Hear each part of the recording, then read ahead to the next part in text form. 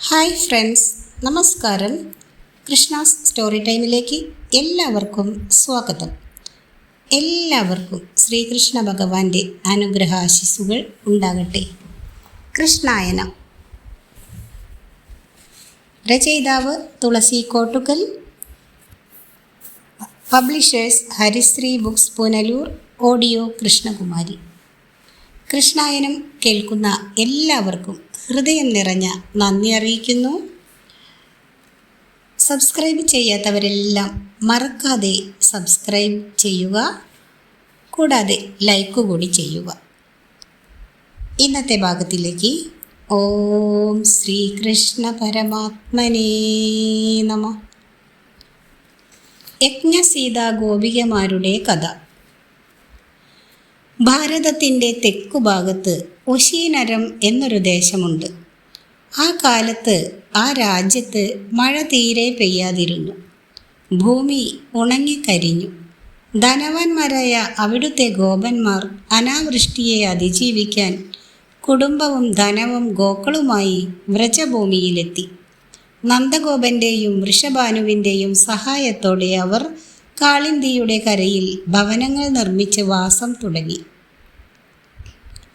വൃന്ദാവനത്തിലെ സസ്യജാലം അവർക്ക് ആനന്ദം നൽകി. ശ്രീരാമ വരപ്രസാദത്താൽ യജ്ഞസീതകൾ ഗോപികളായി ഇവരുടെ ഭവനങ്ങളിൽ പിറന്നു. സുന്ദരികളായ ഈ പെൺമണികൾ യൗവനപ്രായത്തിലെത്തിയപ്പോൾ പൂവണിഞ്ഞ കൊന്നമരങ്ങൾ പോലെ ഏവർക്കും കണ്ണിനിമ്പമേകി. ഓരോ അവയവവും സൗന്ദര്യം തികഞ്ഞത് പൂർണ്ണത എത്തിയവയായിരുന്നു. നാൻമുഖൻ ആരെയും ഒരിക്കലും ഇങ്ങനെ സൃഷ്ടിക്കാത്തതാണ്. പക്ഷെ കണ്ണൻ്റെ വല്ലഭന്മാരാകേണ്ടതുകൊണ്ടായിരിക്കാം അബാലമണികൾ തികവത്തവരായി ഇവർക്ക് ജന്മം നൽകിയത്. വട്ടമൊത്ത കൊങ്കത്തടങ്ങൾ കൊണ്ടവ നമ്രാംഗികളായി വിലസുന്ന ഗോപവനിതമാർ ശ്രീകൃഷ്ണ പ്രാപ്തിക്കായി മോഹിച്ചു.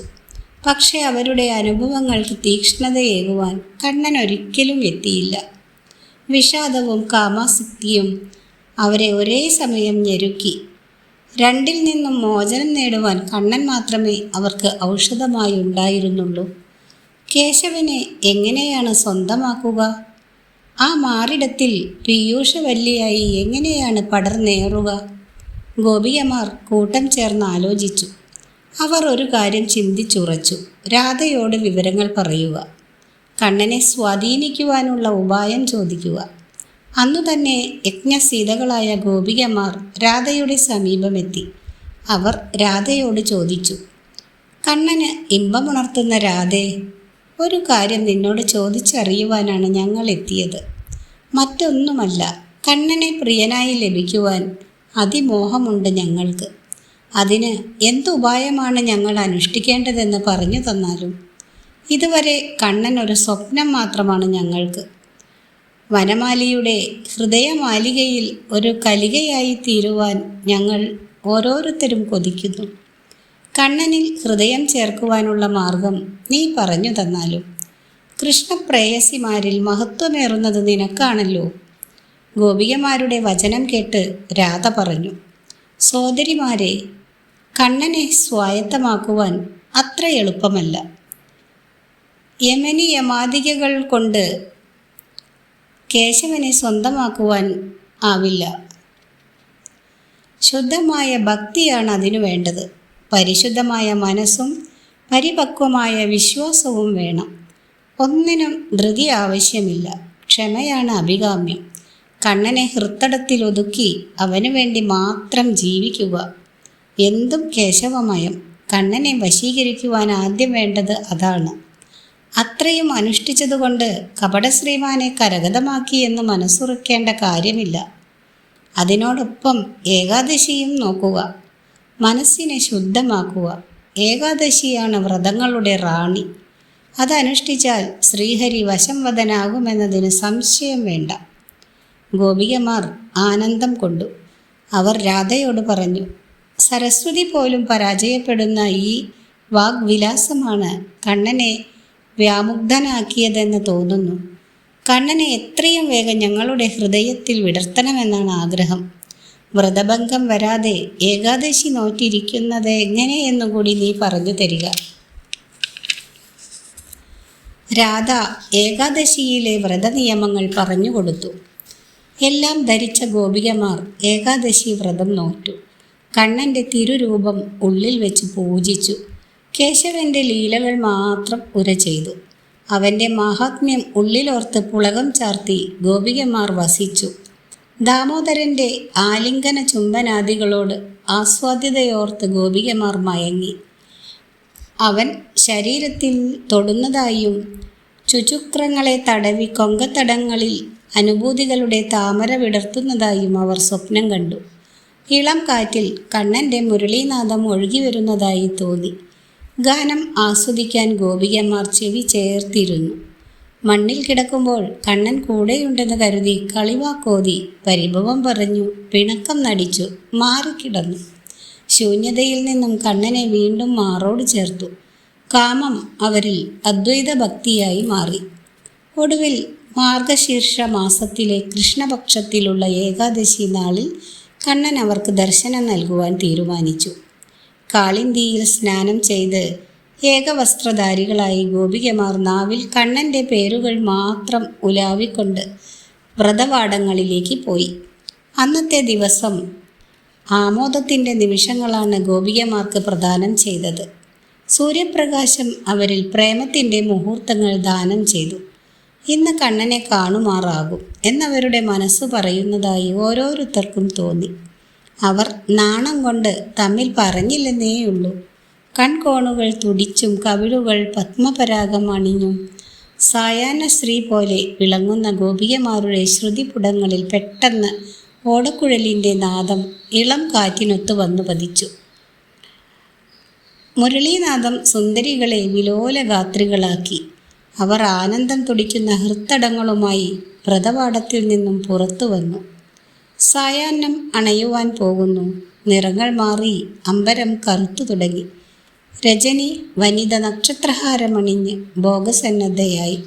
വനമാലി യമുനയുടെ കൈസകത പരപ്പിലൂടെ മുരളീഗാനം തൂവി മന്ദം മന്ദം നടന്നു വന്നു. ഗോപികമാർ അവൻ്റെ സമീപത്തേക്ക് പാഞ്ഞണഞ്ഞു. കണ്ണൻ കാലുപിണച്ച് നിന്ന് വേണു വായിച്ചു. ഏകവസ്ത്രധാരികളായ വ്രതലോലാംഗികൾ കണ്ണന് ചുറ്റും നൃത്തം ചെയ്തു. വണ്ടുകൾ തേൻ ആസ്വദിക്കുന്ന ഒരു താമരപ്പൂവായി ആ സ്ഥലം കാന്തി വഹിച്ചു നിന്നു. കാളിന്തി കൺചിമ്മി കടന്നുപോയി. അവനി അവർക്ക് വിശ്രമിക്കുവാൻ മണൽ മെത്തയൊരുക്കി. വെള്ളിലകൾക്കുള്ളിലെ തളിരുപോലെ ഭാവഭംഗിയാർന്ന ഗോപികമാർ കണ്ണൻ്റെ മാറിൽ പുളകപ്പൂക്കളായി വിടർന്നു.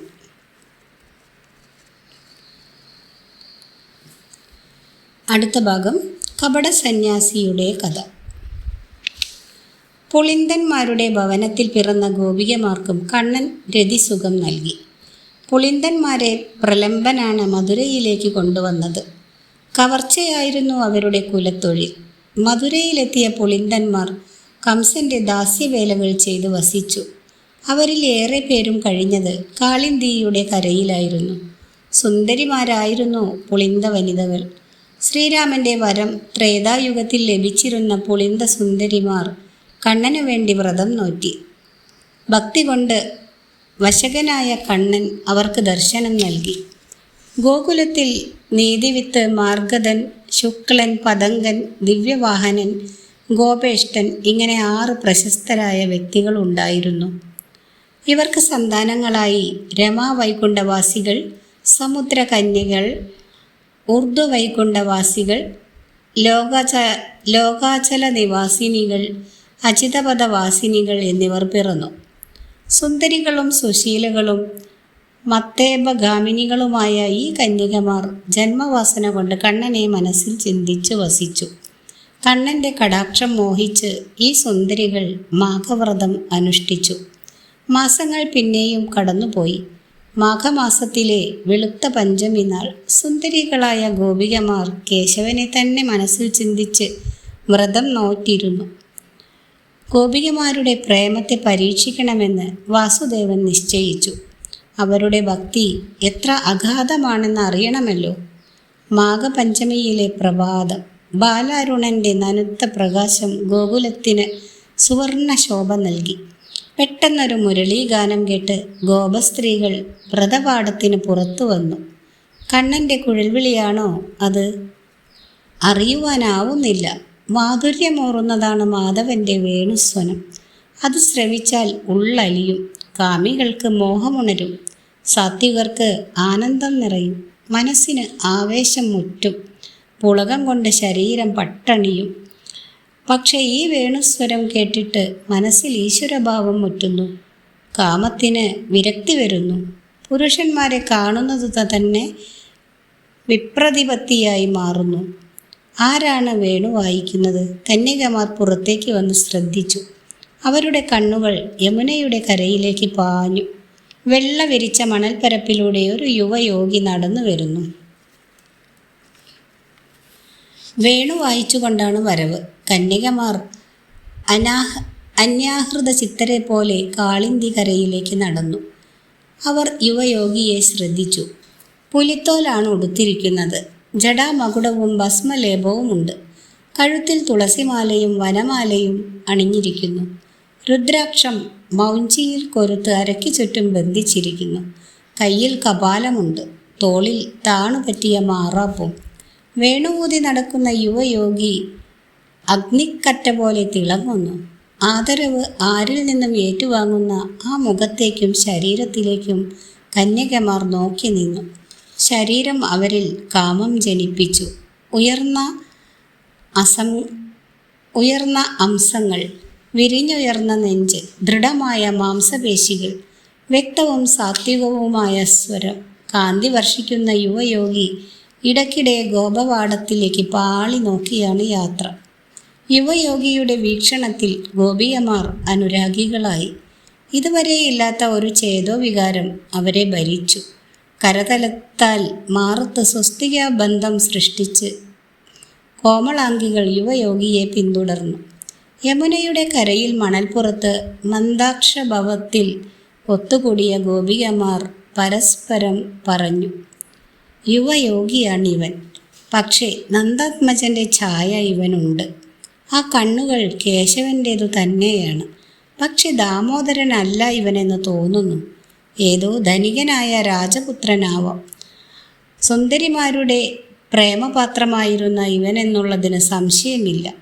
ആരുടെയോ ചതി കൊണ്ട് വിരക്തി വന്ന് സന്യസിച്ചതാവാം. എന്നാലും ഈ കോമളരൂപനെ സന്യാസത്തിന് അനുവദിച്ച മാതാപിതാക്കൾ എത്ര നിഷ്ഠൂരരാണ്. എന്തായാലും അവർ യോഗിയുടെ സമീപം ചെന്ന് ചോദിച്ചു, പ്രഭോ, അങ്ങ് ആരാണ്? എവിടെയാണ് സ്വദേശം? എന്തിനാണ് ഈ പ്രായത്തിൽ സന്യസിച്ചത്? വിരക്തി സ്ത്രീമൂലമാണോ ഉണ്ടായത്? അങ്ങയുടെ സിദ്ധികൾ എന്തൊക്കെയാണ്? ഞങ്ങളോട് എല്ലാ കാര്യങ്ങളും തുറന്നു പറയുവാൻ കഴിയുകയില്ലേ? ആ വേണുനാദം ഞങ്ങളിൽ ആനന്ദമുണ്ടാക്കുന്നു. പ്രിയനായ കണ്ണൻ്റെ നാദം പോലെ സുന്ദരമാണ് താങ്കളുടെ ഓടക്കുഴൽ ശബ്ദവും. അതുകൊണ്ടാണ് വിശദമായി അന്വേഷിച്ചത്. ഒരു യോഗിയുടെ ഗൗരവം അഭിനയിച്ചുകൊണ്ട് മാധവൻ പറഞ്ഞു, എൻ്റെ താമസം മാനസ സരസിൻ്റെ തീരത്താണ്. സ്വയം പ്രകാശൻ എന്നാണ് എൻ്റെ നാമം. അന്നമോ ജലമോ കൂടാതെ ജീവിക്കുവാനും ഭാവി പ്രവചിക്കുവാനും എനിക്ക് കഴിയും. സത്സംഗത്തിന് വേണ്ടി സഞ്ചരിക്കുന്നു. കഴിഞ്ഞുപോയ കാലവും വരാനിരിക്കുന്നതും ഞാൻ ദിവ്യദൃഷ്ടിയിൽ വീക്ഷിച്ച് പറയാം. കൂടാതെ ഉച്ചാടനം, സ്തംഭനം, മാരണം, മോഹനതന്ത്രം, വശീകരണം എന്നീ പ്രയോഗങ്ങൾക്കുള്ള മന്ത്രങ്ങളും എനിക്കറിയാം. ഇത്രയും പറഞ്ഞ് അരിമുല്ല പൊഴിയുമാർ അവൻ ചിരിച്ചു. ആ പുഞ്ചിരി ഗോപികമാരുടെ നെഞ്ചിലെ പിങ്കള രോമങ്ങൾക്ക് ആശ്ചര്യോന്മേഷം നൽകി. ഗോപികമാർ പറഞ്ഞു, അങ്ങനെയോ? ദിവ്യജ്ഞാനിയാണ് ഭവാനെങ്കിൽ ഇപ്പോൾ ഞങ്ങളുടെ മനസ്സിലുള്ളതെന്താണെന്ന് പറയുക. ഭഗവാൻ പറഞ്ഞു, ഇപ്പോൾ നിങ്ങളുടെ മനസ്സിലുള്ളതെന്താണെന്ന് ഞാൻ പറയാം. പക്ഷേ സ്വകാര്യമായി മാത്രമേ പറയുവാൻ കഴിയൂ. പരസ്പരം സ്പർദ്ധയുണ്ടാക്കുന്ന ഒരു സ്വാർത്ഥ മോഹമാണ് നിങ്ങൾ ഓരോരുത്തരും മനസ്സിൽ വച്ചിരിക്കുന്നത്. ഉടനെ ഗോപികമാർ ചോദിച്ചു, അങ്ങയുടെ വശീകരണ മന്ത്രം ഉപയോഗിച്ച് ഞങ്ങളുടെ മനസ്സിലുള്ള വസ്തുവിനെ ഇവിടെ വരുത്തിത്തരാമോ? നിങ്ങൾ ചിന്തിക്കുന്ന കാര്യം ദുർഘടമായ ഒന്നാണ്. എങ്കിലും ഞാൻ ഏറ്റതാണല്ലോ. എല്ലാവരും മിഴിപൂട്ടി നിൽക്കുവിൻ. യോഗിയുടെ വാക്കുകൾ കേട്ട് ഗോപികമാർ കണ്ണടച്ചു.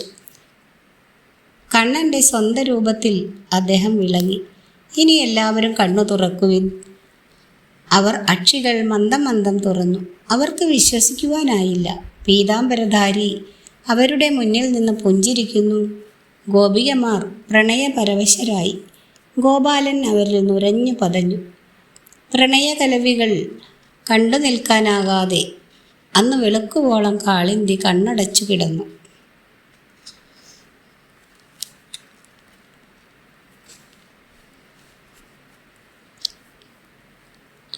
അടുത്തത് ദേവാംഗനോ ഗോപികമാരുടെ കഥ.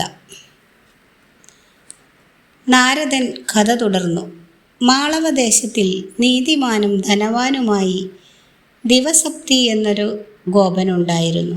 ശ്രേഷ്ഠനായ ദിവസപ്തി ഭാര്യമാരുമൊത്ത് തീർത്ഥാടനത്തിനിറങ്ങി. പാപഹാരികളായ അനേകം പുണ്യതീർത്ഥങ്ങളാടി അദ്ദേഹവും പത്നിമാരും മധുരയിലെത്തി.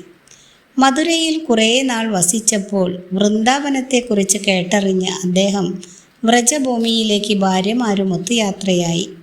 അവർ തുളസീവനത്തിലെത്തി. നന്ദഗോപൻ്റെ അതിഥികളായി കുറേ ദിവസം വസിച്ചു. ലാളിത്യമുള്ള പ്രകൃതിയിൽ ആകൃഷ്ടരായ ദിവസപ്തിയുടെ പത്നിമാർ വൃന്ദാവനത്തിൽ തുടർന്നു താമസിക്കുവാൻ ആഗ്രഹം പ്രകടിപ്പിച്ചു. ദിവസ്പതിക്കും അത്തരമൊരു ചിന്ത ജനിക്കാതിരുന്നില്ല. അദ്ദേഹം നന്ദഗോപനോട് വിവരമുണർത്തിച്ചു. അവരുടെ ആഗ്രഹം നന്ദനിൽ സന്തോഷമാണ് ഉളവാക്കിയത്. കാളിന്തിയുടെ കരയിൽ ഒരു ഗ്രാമം കൂടി ഉയർന്നു. ദിവസ്പതി ഗ്രാമത്തലവനായി. അനേകം ഭവനങ്ങളും ഗോശാലകളും ഉയർന്നു. എല്ലാത്തിനും നന്ദഗോപൻ സഹായം നൽകി.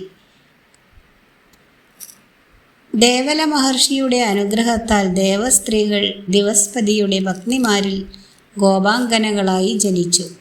നാൾക്കുനാൾ വളർന്നു വന്ന ആ കന്യകമാർ പൂർവജന്മസ്മരണയാൽ കണ്ണനെ മനസ്സിൽ ധ്യാനിച്ചു തുടങ്ങി. കണ്ണനെ സ്വന്തമാക്കുവാൻ അവരും മാഘവ്രതം അനുഷ്ഠിച്ചു. അരുണോദയത്തിൽ യമുനയിലിറങ്ങി സ്നാനം ചെയ്ത അവർ ശ്രീകൃഷ്ണ ലീലകൾ ഉറക്കെ പാടി തുടങ്ങി. പ്രസന്നനായ കണ്ണൻ അവരോട് വേണ്ട വരങ്ങൾ ചോദിച്ചു കൊള്ളുവാൻ പറഞ്ഞു. നാഥ, മയിൽപ്പീലി ചൂടി ഓടക്കുഴൽ വിളിക്കുന്ന അങ്ങയുടെ രൂപം എപ്പോഴും കാണുന്നതിന് അനുഗ്രഹിക്കണം. കണ്ണൻ അവരുടെ ആഗ്രഹം പൂർത്തീകരിച്ചു കൊടുത്തു. പുഷ്ടിയൊത്ത പയോധരങ്ങളിൽ കവിൾ ചേർത്തും അരുണാഭം മിന്നുന്ന ചുണ്ടുകളിൽ അതരമണച്ചും കാലലീലകളാടി ഭഗവാൻ അവരുടെ മോഹത്തിന് പൂർണ്ണതയേകി. ഇതോടുകൂടി ഇന്നത്തെ വീഡിയോ ഇവിടെ അവസാനിപ്പിക്കുന്നു. അടുത്ത ഭാഗം അടുത്ത ദിവസം കേൾപ്പിക്കാം. വീഡിയോ ഇഷ്ടമായാൽ like, subscribe and share. Thank you for watching.